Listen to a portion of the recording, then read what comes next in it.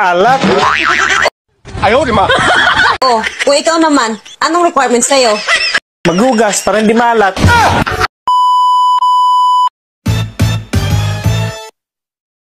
Kung sakaling may requirements bago manligaw sa'yo yung lalaki,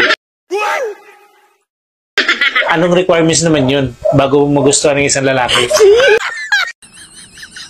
Aba, syempre. Kailangan malaki at malikot ang dila.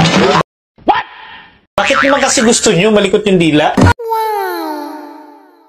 Halika. Ah.